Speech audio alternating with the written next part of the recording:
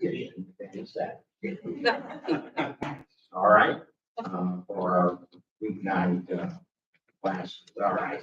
We have a few preliminary comments. The first is, my brother and sister-in-law, Dan and Rebecca, have traveled all the way from Albuquerque, New Mexico. Yeah. I promised them that it would be really warm and balmy. We spent the afternoon sunbathing. Yeah. All right. We have some handouts. One is, should be a picture of John, the dashing figure that he is. And then, this is, 25 beloved hymns. And I should say that there is no official list because there are many different ways to calculate what are the most beloved hymns. The number that are sold, sung, different kinds of editions, there's just no way to do it. But this is one good index, on several. And we will talk about some of these hymns, later on, not all of them by any means, but by, some of them. And they gave you a preview, down the pipe, next week, talking about Charles Wesley and some of his hymns. And, if you're a Methodist, you have Wesley in your blood and your bones. And, he wrote more than 6,500, probably every single Sunday, we sing at least one or two hymns that, were written by, Charles Wesley. I used to teach my students and say, that if it weren't for Charles, we never would have heard of John. And that's, makes a little bit hyperbole, but there's a lot to that. And then the week after that, we will talk about the most beloved hymn writer, easily of all time, Fanny Crosby. And, Fanny Crosby is most blind, almost from birth. Nonetheless, she wrote more than 9,000 hymns. And, she actually, I'll talk more about this in 3 weeks, but she actually dictated as many as 12 hymns at a time to scribes. I mean, it's just an extraordinary mind. And many of us are very accustomed to Fanny Crosby. And then the last week, I wanted to talk about a potpourri of some of these, most beloved hymns. And we about 6 of them. I'll select them.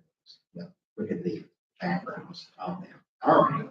Now I have to offer an apology to the members of our wonderful discovery class of members. But here tonight, well, we produce a lot of, as you heard earlier, and my mind is too brittle to be able to do anything entirely different, but there will be some things different that we'll be able to amplify. I remember when Kathy and I used to have a pastor. And he would preach wonderful sermons. And then Sunday morning, we had about 12 of them, he'd wrap it up. And then he would come down into the center aisle. And we could tell he was getting ready for another sermon. But he'd always preface it by saying, for you folks who have a roast in the oven, you can get up and go home now. All right. And not many people. And I doubt there's anybody here tonight. Get up and we'll take your roast in the oven. But if you want something 100% different, now you chance to escape. And one final, and this especially if you've got any parents out there Zooming and their children, there's some rough stuff what we're going to talk about tonight. And so might want to consider it. I mean, I will use some euphemisms, but it's a hard story to tell. It's a hard story to hear. And there's only so much that we can shadow with euphemisms.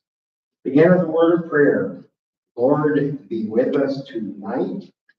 Enlighten our minds, strengthen our hands, and give new life to our spirits. Thank you. Amen. Tonight, the topic is Amazing Grace, and then John Newton, who wrote Amazing Grace. So why will we have a whole evening talking about Amazing Grace? Well, number one, it is the most sung hymn in the world.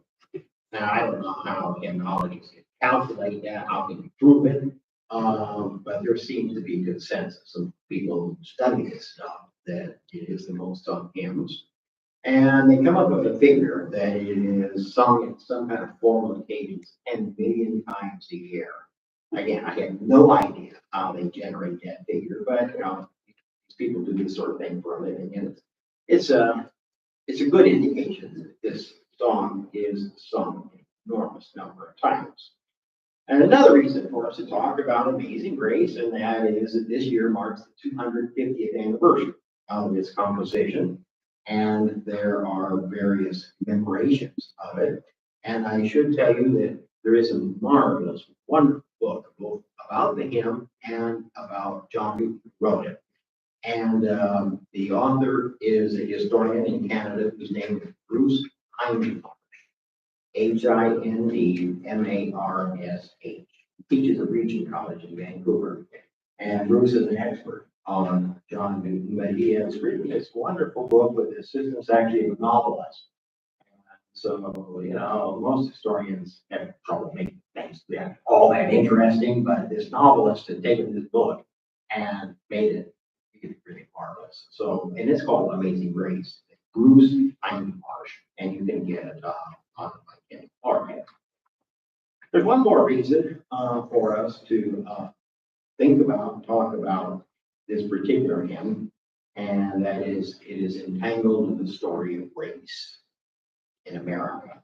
And if you've been halfway awake for the last many, many years, you know how important that story is. It's every single day, almost every page of every newspaper we look at, every website we bring down, we encounter the question of race.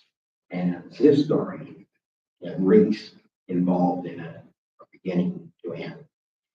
So I wanted to break up what we're going to do tonight into two parts, actually three parts. First part is to discuss the hymn itself, okay? And then the second part will be to talk about John Newton, who wrote the hymn. And then the third is we're going to have a couple of clips from the website that I think will help us understand the power of this hymn in context. All right. Amazing Grace was written by this English cleric, John Newton, and I'll talk about him a little more later on.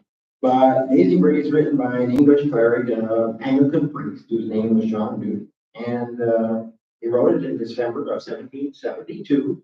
And just to give you some kind of historical context, that's about the time of the American Revolution.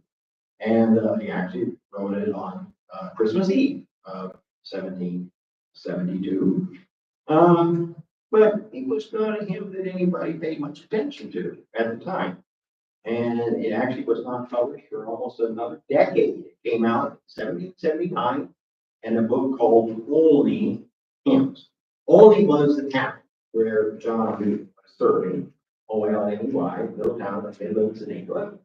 And the book was called Olney Hymns. And there were like 350 hymns in the book. And this is just one of them. It was tucked in there. Now that tells you something. And that Amazing Grace didn't really catch on in the country where it was written. And it really didn't become all that popular until the 20th century and even more after World War II. So that's very interesting where it was written. It was not a big deal for a couple hundred years. The US, however, is a different story because it almost immediately crossed the ocean and became not only widespread but beloved in the colonies among both blacks and whites. Now, we can only speculate that blacks attributed different meanings to the words than whites did. This is hard to know owing to the absence of documents, but almost certainly blacks saw different meanings in the lyrics. But nonetheless, however you come down on that, song gained a lot of currency almost immediately in the 19th century. It was attached to different tunes. And it wasn't until 1847, it was an American composer, his name happened to be William Wayne. And he linked it with an old folk ballad called New Britain. And that's the tune that we're aware of today. There's another line of interpretation, and that is that the tune of Amazing Grace was a common tune within slave circles or enslaved people in their state. And again, it's hard to know how to pin this down. It's probably both are true, that it was fixed to this folk ballad, but it also was a tune that was familiar to people. Should tell you that the lyrics are not stable, like all the hymns we're going to be looking at next month. Lyrics change over the years and slight variations, not dramatic variations, but there were variations. And the seventh stanza, not original, that was added in the 19th century. Bring the story up to current issues. It appears today in more than 1,000 different hymnal editions. That doesn't mean it appears in 1,000 hymnals, 1,000 different editions of hymnals and a rendering of this song. It really hit the big time, however. It became a kind of common currency in 1947. Mahalia Jackson recorded it. And then not too long after that, Aretha Franklin recorded it. And then another black singer, Wintley Phipps, recorded it. And all of these iterations of the hymn gave it this kind of currency. But the biggest currency came from Judy Collins, and popular singer. She was not, as far as I know, she had no Christian affiliation. She sang it as an anti-war song, and it was seen as a kind of spiritual interpretation of the age of the time. So there in the 1960s, it gained a lot of currency through Judy Collins.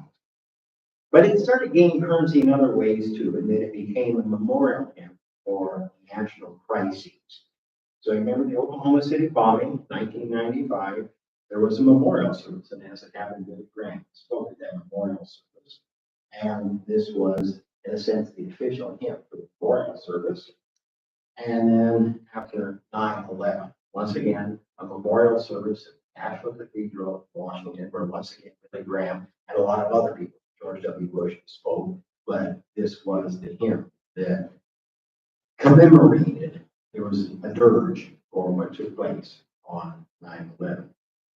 And I can think of instances in which I have, seen, heard the hymn in entirely secular context, skating competitions. I remember watching an Olympic skating competition. I think Nancy Kerrigan, and she's skating in the background of Amazing Grace.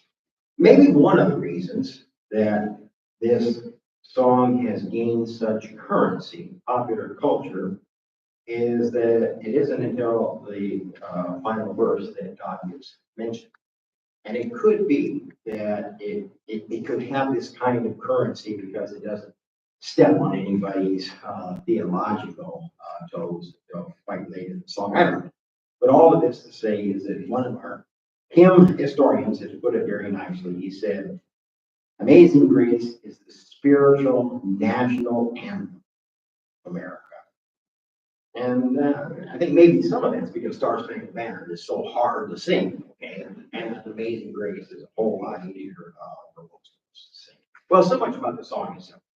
Now I want to turn to John Newton. And I'll give you just 2 dates, but that's to give you a sense of where to put this guy. He's born in 1725 and died in 1807. He's 82 years old. But the thing to bear in mind is that basically his life spanned the 18th century and the tremendous events of the 18th century, including, of course, the American Revolution. John Newton was born in England, and more precisely in a section of London that was very near Thames River. And he grew up seeing ships in the river. And this is important because from the very outset, as a very young child, he has a sense of cosmopolitanism, that what goes on right here in my neighborhood is not all of what's going on in the world. A lot more is going on in the world than what happens to me here. So the Royal Navy is in his sight, kind of cosmopolitanism. And as we'll see in just a moment, cosmopolitanism goes hand in hand with the slave trade because the enslaved people are brought from one continent to another, and it becomes a way of thinking about the world. John's mother was a pious woman. She was a member of a dissenting chapel, and what that effectively means a Baptist, not quite that, but a Baptist chapel. She had deeply evangelical sympathies, and what's significant here is that the little dissenting chapel in which she worshipped sang hymns. Now, what's the big deal? Well, until then, English Protestants typically did not sing hymns. They chanted psalms in church. And so singing the hymn is a major change. It was extremely controversial. Some ways, some people considered it sacrilegious. And yet hymns did win that particular battle. But John grew up in this environment in which he did hear hymns, and it would not have happened if he had grown up in a Church of England church, all right? His mother died when he was only 7 years old, and his father farmed him out to a series of relatives. Now, who was his father? Father also had the name of John, and he was the captain of a merchant marine vessel. And his mother was a pious woman. Father, the senior John, was not. He was a rough and tough guy of the seas. And so he took young John with him, and young John basically spent his teenage years, formative years of life, were spent on the ship. And this is with rough company. These are with sailors. Now, so you're beginning to get the picture here. Little boy, descending chapel, pious mother. Then as a teenager, his world changes. Rough, tough father, rough, tough environment. Foul in many ways, bawdy, B-A-W-D-Y environment. So two quite different worlds that John is introduced to. John's father at some point decided to apprentice young John out to a trader, T-R-A-D-E-R, in Spain to learn the shipping trade. But young John was soon fired for rowdy, undisciplined behavior. Now, what I want to bring to mind here is you're beginning to see a persistent pattern, all right?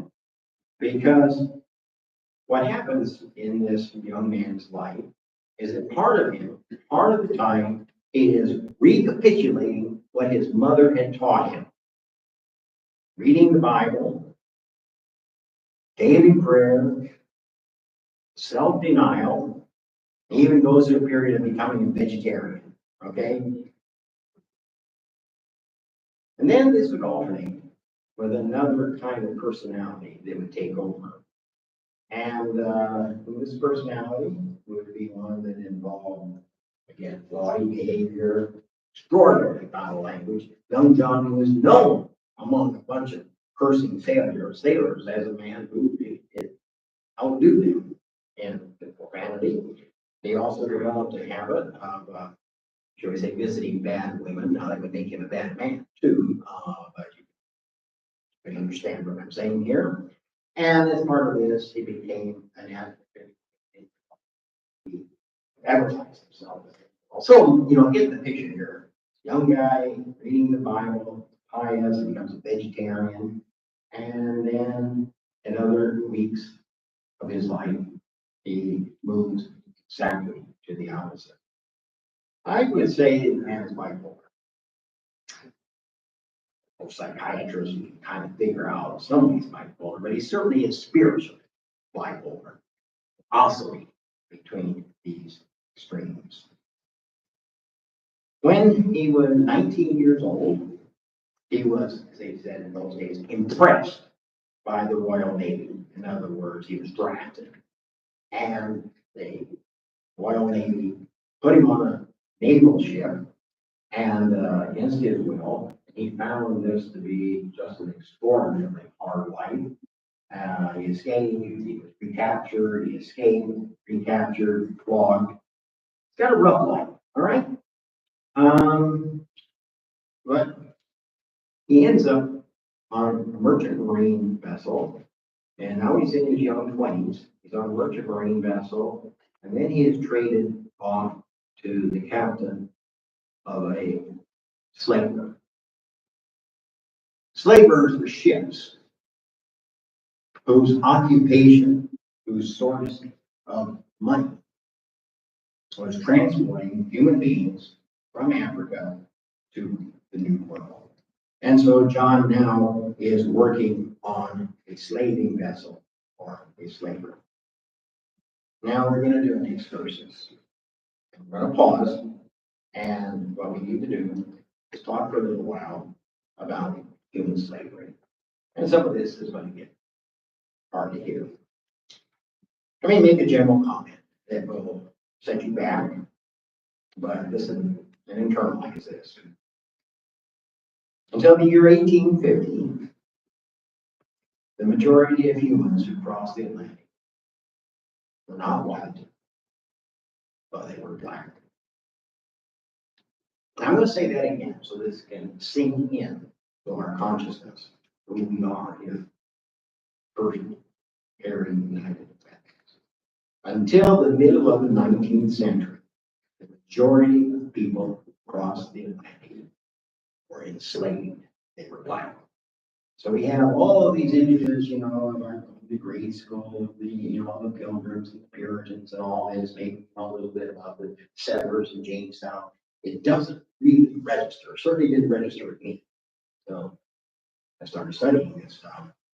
But this is really aberration. The idea that most people in colonies are white. They're not. What kind of people, what kind of numbers are we talking about?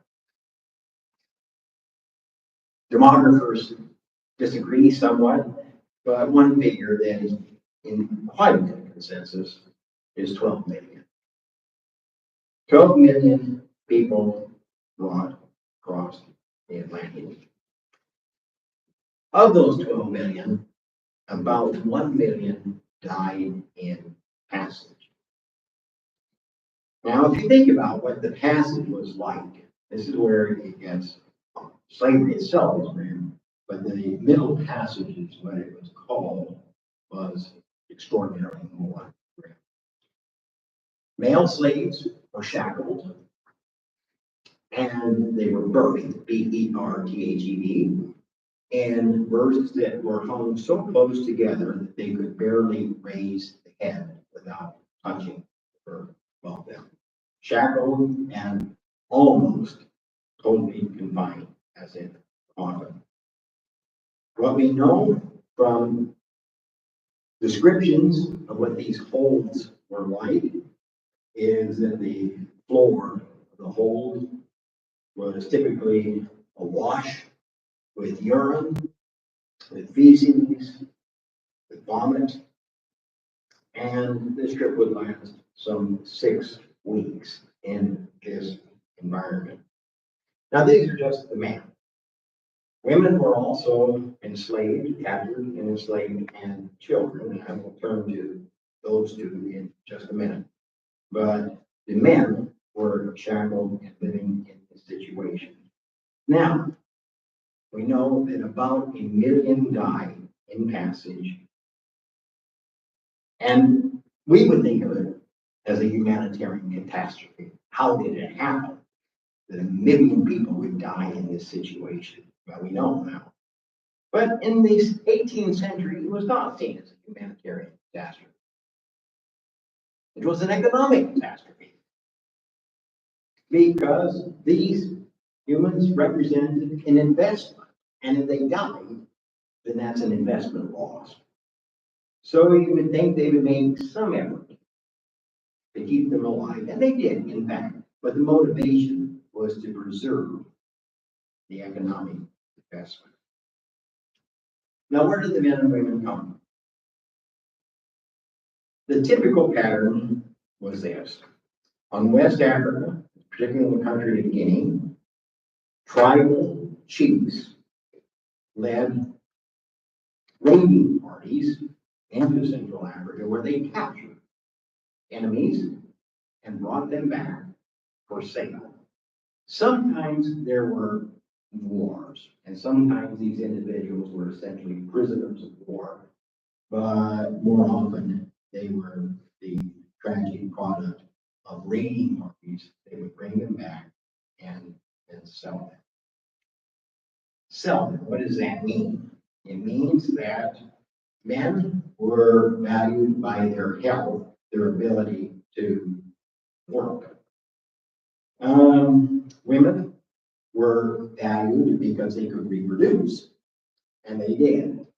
They, in other words, double, triple, quadruple, whatever, the slaver's investment. So this becomes a gold mine economically to capture a woman who could reproduce. And there are other issues involved with slaves, I'll leave it there. Children were valued as well because of the nimbleness of their fingers. And so they could pick cotton and they could pick other kinds of crops because of their ability with their hands. So people of all demographic ranges were valuable. The ships in West Africa begin as Portuguese. Portuguese, little tiny town, west coast of Africa, right? West coast of Europe. Well, why would they be Portuguese slavers? It's because in those days, the 18th century, the early part of the 18th century, Portugal had the leading navy in the world. And the avant-garde of maritime technology was among the Portuguese sailors. By the middle of the 18th century, that kind of tradition of navigational acumen passed to the Dutch, another very small country. But then the preponderance of the trade was with Dutch slavers. But by the end of the 18th century, when John Newton comes into our picture, the whole thrust of slavery moves decisively to the British ships and the navigational genius, if you call it that, of the British Navy. So these ships, Portuguese, Dutch, British, docked off the countries of West Africa, would wait until tribal chiefs brought them enough men and women to make a trip to the New World profitable. And that would typically be about 250. And so they would just be docked weeks, sometimes months at a time, off the coast, waiting for their cargo, their human cargo, to reach a critical mass that it was now profitable to cross the ocean. When that critical mass was achieved, would cross the ocean with their human cargo. They would then sell the human cargo in the West Indies. And I cannot exaggerate how profitable all of this was. Typically, they would increase, I don't know how to put this succinctly, whatever it cost them to buy a slave or an enslaved person in Guinea, they could sell that person for 10 times that amount in the West Indies. So this was one of the most extraordinarily lucrative enterprises that anybody could go into in the 18th century. Now, what else we need to bear in mind, though, is that as the century moves on, the eligibility for being enslaved gradually changes from being the member of a long tribe to a racial category. Initially, you're the wrong tribe, you can be captured and sold. Race is not a part of it. Race is a minor. By the end of the 18th century, the fundamental, the primary criterion for being eligible for enslavement is not the economic use, although that's always a part of it, but it had to be black. It just does not occur to anyone. Well, I should say it doesn't occur to anyone, but it does not occur in any significant way to think that white people are eligible for enslavement. Only black people who are eligible. Well, get to the West Indies, the ships would load up with rum, with sugar, with indigo, later with cotton, and they would go back to England. Unload all this in Liverpool, and then come back down to the west coast of Africa and pick up another cargo. How many people? Well, remember I said about 12 million are transported in this way. But what is very significant here is that only about 5% of them came to the U.S. 95% ended up in the Caribbean and in Brazil. And that's a whole other story. But about 5%, that'd be about 500,000 come to the U.S. And they come with the understanding now that they are chattel, CHATTEL. And that's an old-fashioned word. It means they are property. Just like owning a horse or a car or a house. They are property. And on another occasion, we can talk about how the notion of property leads to the coming of the American Civil War, because, well, I'll say it very briefly, just before the Civil War, the fight was whether Southerners could take their property, free enslaved people, with them into territories. Were these people property you could take? How valuable were they? They're very valuable. I did a little research, and one economic historian calculates that by the year 1860, typical healthy enslaved male was worth 2023 prices $180,000. Now, there was a great inflation because only 15 years before that enslaved male would have been worth about $90,000. Think of it as a very high-end luxury automobile. It's horrible to think about human beings being equated to the value of an automobile, but that's the way it was. One of the reasons we have the worst war. So this property is extremely valuable, and it's extremely lucrative. And this is the world then John Newton is a part of. By the middle of the 19th century, the 18th century, as I said, John Newton starts working on slaving vessels. But on one of the ships, one of the trips across the Atlantic, there's a terrible storm. And the storm is so terrible that the crew, passengers, hold, believe they're going to drown.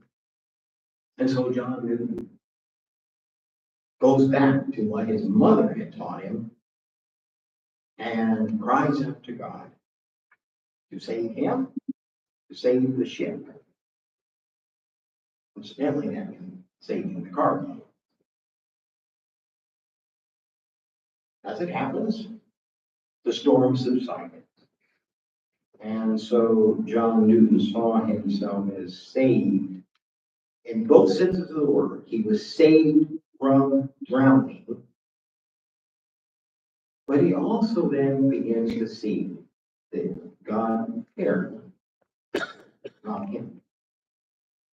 That God had an investment in him, in his life. And all along the way, John Newton has been reading a 16th century spiritual treatise. Some of you have read, you've all read probably, knowledge or wherever, called The Imitation of Christ, published in the 1400s.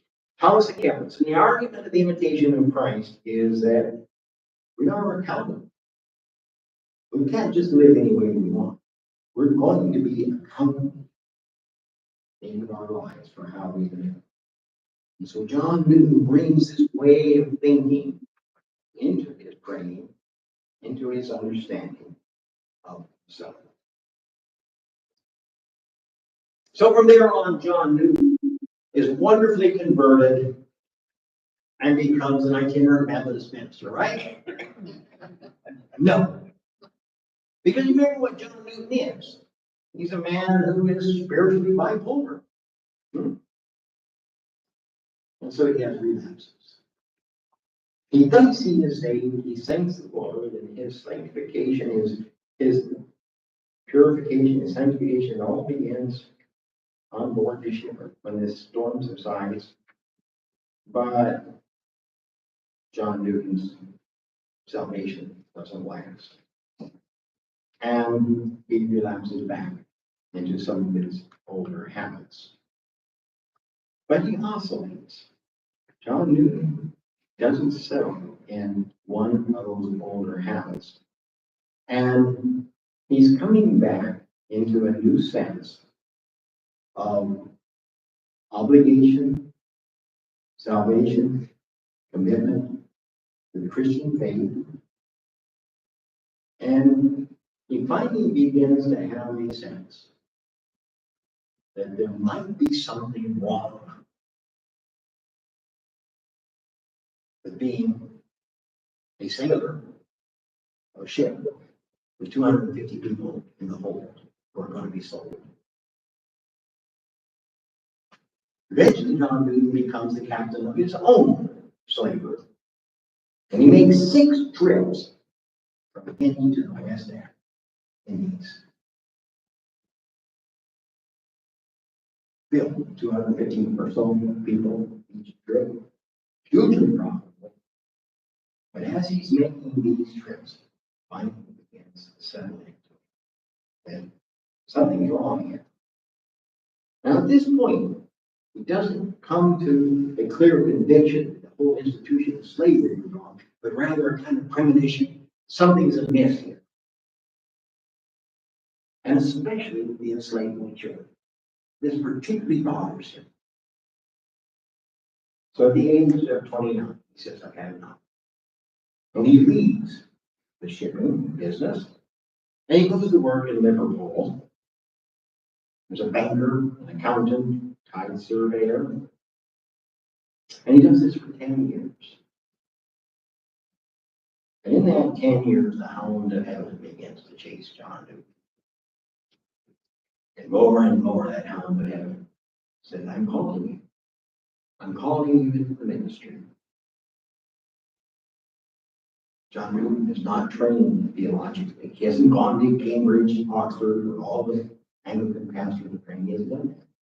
But he starts reading very seriously systematically. And he comes to the conviction that he has been called. And he persuades the panel of bishops that he hasn't been called, that he has a solid knowledge of theology, and they ordain him totally irregularly.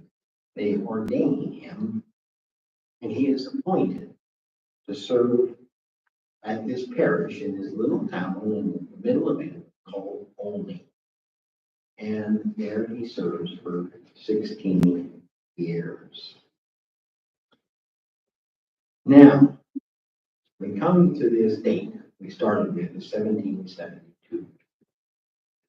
On January 1st of 1773, John Newton preaches a sermon on this text of the Proverbs. Then King David went in and sat before the Lord, and he said, Who am I, Lord God? What is my family that you have brought me this far? And the verse goes on, and as if this were not enough in your sight, my God, you have spoken about the future of the house of your servant. You, Lord God, have looked upon me as though I were the most exalted man. Now that's the text he preached on that night. And his point was to say, Newton came to God, humility, sackcloth, ashes, and he saw that God had been his help in ages past and would be his help in the future. Discernment got flat. People are unresponsive. So John Newton decides that he's going to save the day by bringing out the text of a song that he had written the day before. At that time, the song that we think of as Amazing Grace had this title: Faith's Review and Expectation. Now, is that jazzy? Faith's Review and Expectation. And he asks the folks before him to read the words and to sing those words. I don't know what the tune was at that point. Now, what's really crucial here for us to understand the human dimension of this is that at this point, John Newton is not thinking of saving grace as having anything to do with slavery. What he thinks of it is that it liberated him from taking the Lord's name in vain, which they thought was a worse sin than most of us do today, and put this delicately, it liberated him from visiting bad women. But he also saw that that was the beginning of growth and grace, and that contrition brings one closer and closer to God. In the year 1781, something terrible happened. It's called the Zong incident, Z-O-N-G. It was a ship crossing the ocean, and it carried 470 enslaved people. Not the usual 250, but 470. And stories too complicated to get into. Suffice to say that the captain and the sailors of the ship decided that if they tossed overboard a large number of the enslaved men, in this case all men, they could then go back to their insurer in London and claim that there had been a terrible storm which had swept these men overboard, and so the loss should be covered by insurance. That is what happened. They claimed loss of these 132 men should be covered by insurance. But word got out as to how the 132 lost. They were lost because the captain and the sailors picked them up, shouted, and threw them over. That's how they lost. Word gets out. And people see moral atrocity. Moral atrocity. What has happened? And John Newton is one. And this is like a crystallizing moment, a galvanizing moment. It's like, see, horrible things are taking place in this economic trade of slavery. And so then he writes a book that comes out in 1780, and it said thoughts on the African slave trade. And I'm going to read a key passage from the book. I am bound in conscience to take shame to myself by public confession, which, however sincere, came too late to prevent or repair the misery and mischief to which I have formerly been involved. I never had a scruple upon my head at the time, nor was such a thought once suggested to me by any friend that there was something wrong with what I was doing. What I did ignorantly, considering it just as the line of work that Providence had allotted to it. But it will always be a subject of humiliating reflection to me that I was once an active instrument in a business at which my heart now shudders. Shortly afterward, John Newton was appointed to the parish, a very prestigious parish, and he serves that for another 10 years. He loses his wife, serves that parish. And he spends those final years over and over apologizing, bitterly lamenting his role in what he had done. Puritans preachers had what they called an improvement at the end of their sermons. And then what's the application of this? And here's my application, the story of John Newton, who engages in these terrible things and then comes to be consumed with guilt. Every effort he can to do something about it. One of the things he does is that he becomes a tutor to a member of parliament whose name was William Wilberforce.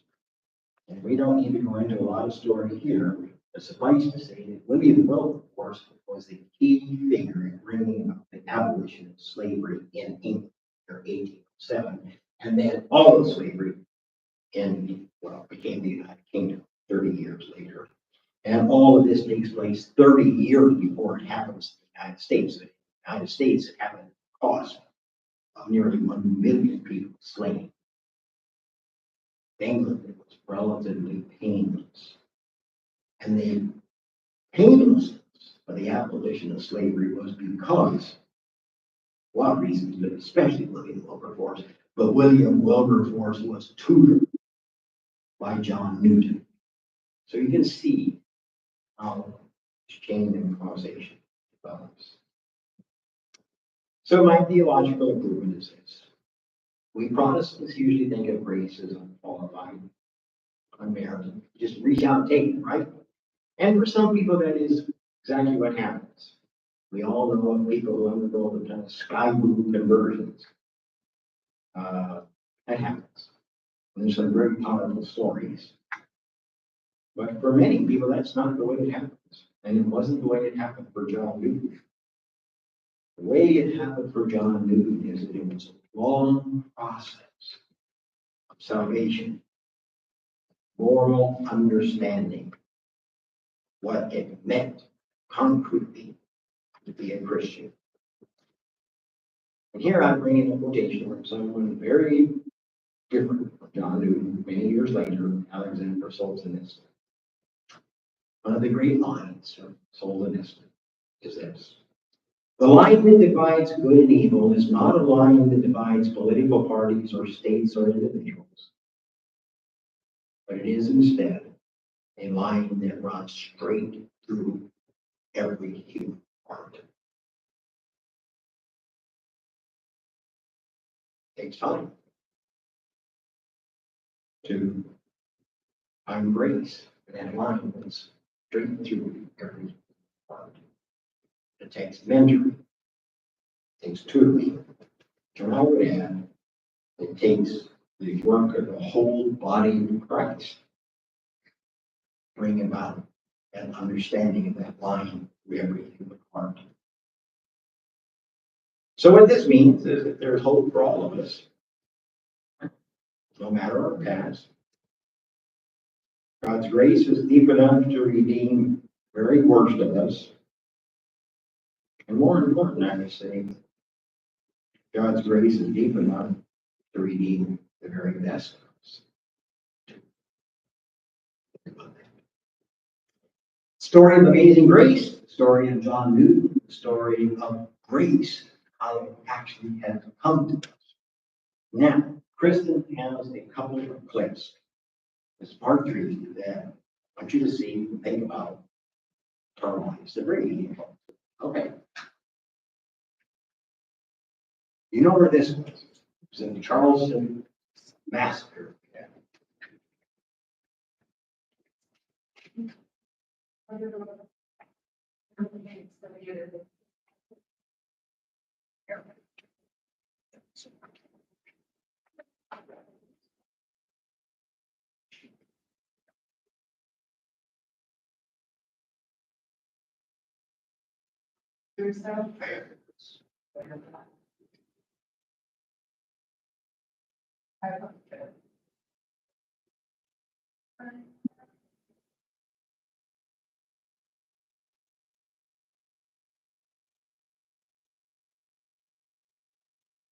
Well, I give them my laptop if we want to be bankers. Like that.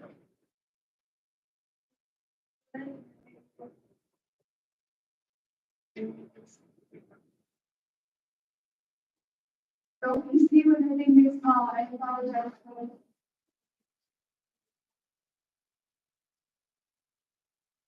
Won't have the visual quite the same way, but.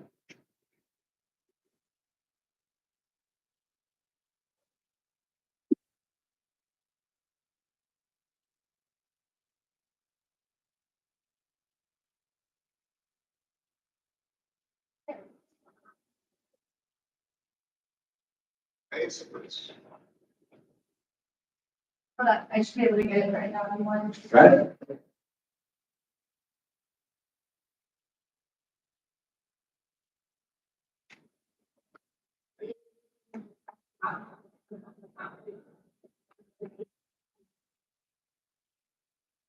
We're not getting it because you're not playing. Here we go. Right. I'm free. Cause I can say, oh,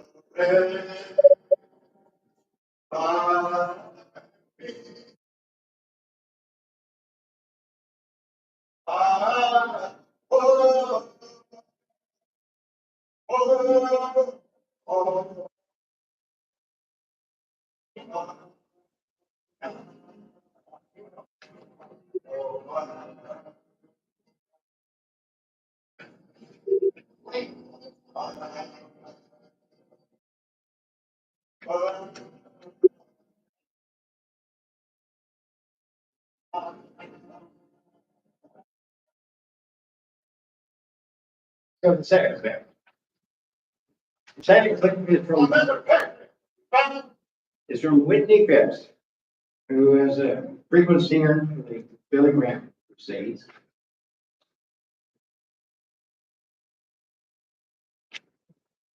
and many believe heard this melody that sounds very much like a West African song.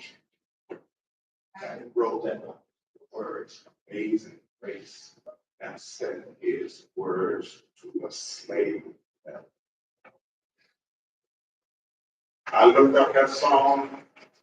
I believe God wanted that song written just the way it was written, just so that we would be reminded that it's written, whether black or white, free or bond. In his eyes, we're all connected.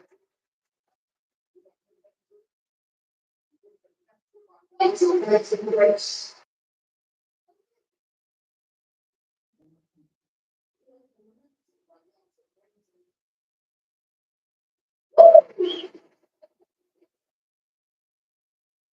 That song in the Library of Congress. I looked up, I went to the Library of Congress, I looked up that song. And wherever you see it authentically printed, you know what it says? Words, John, melody, unknown. Tell the Lord, when I get to heaven, I want to meet Abraham and Isaac and Jacob, or I want to meet that slave, all I know.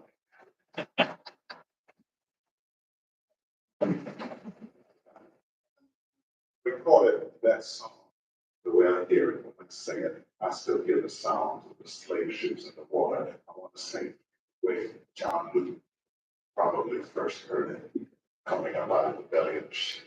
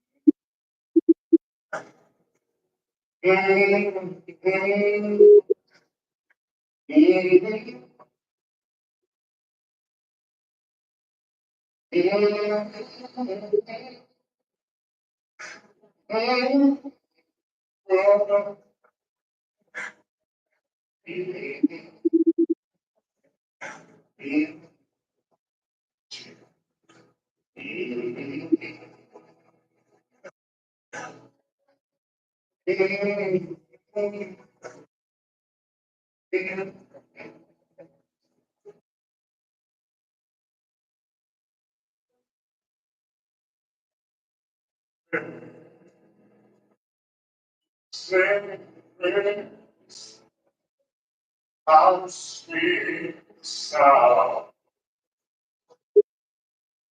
that saved a wretch like me.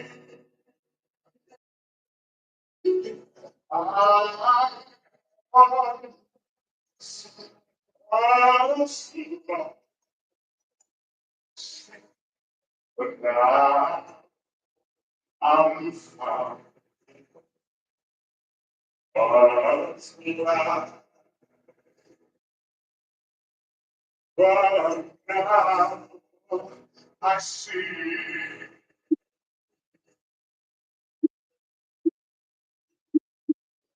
And when we 10,000 years, I shall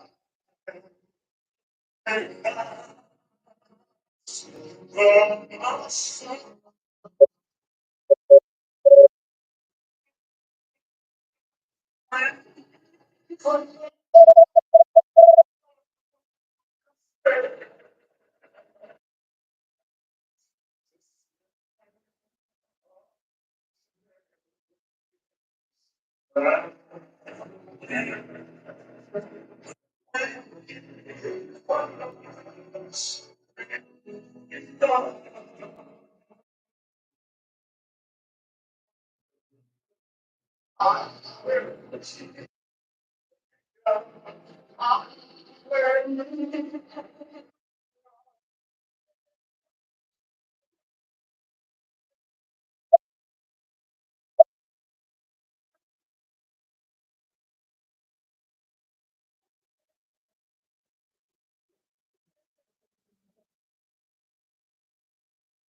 Well, where do we go from there?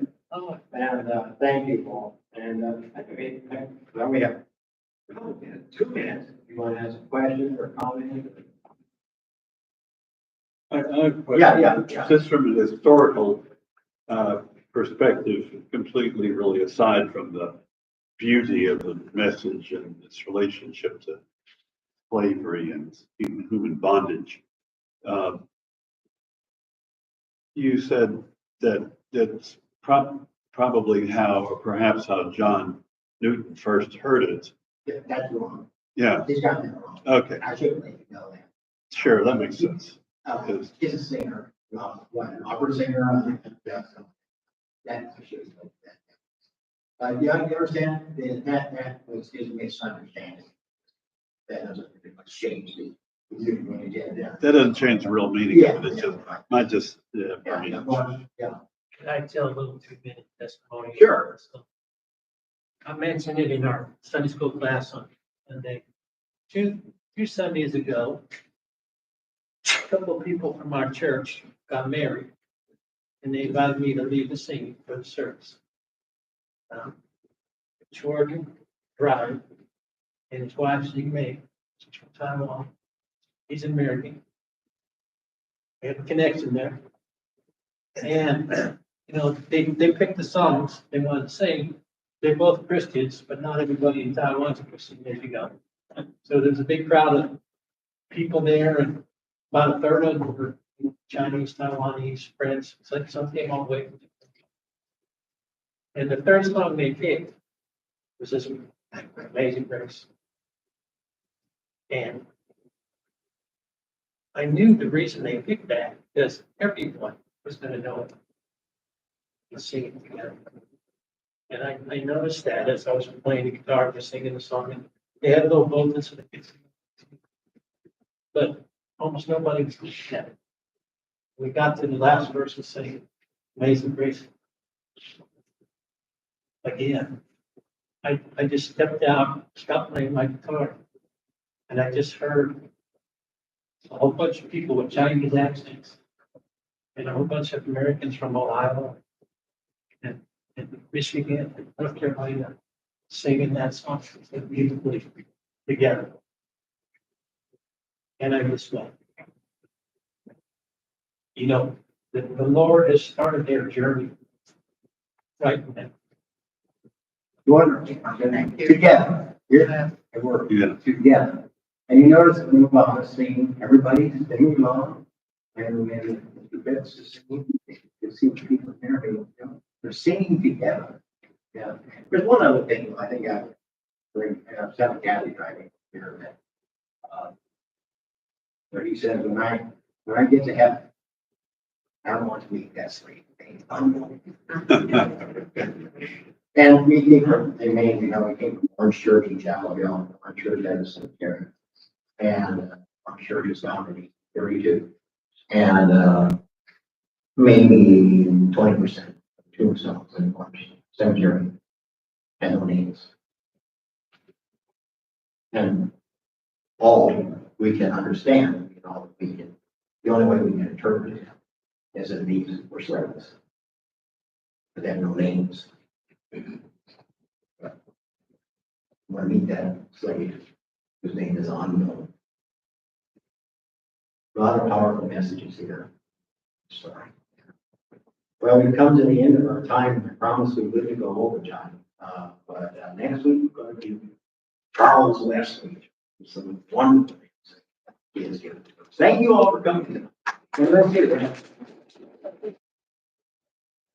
You got 28 minutes to get home to the World Series.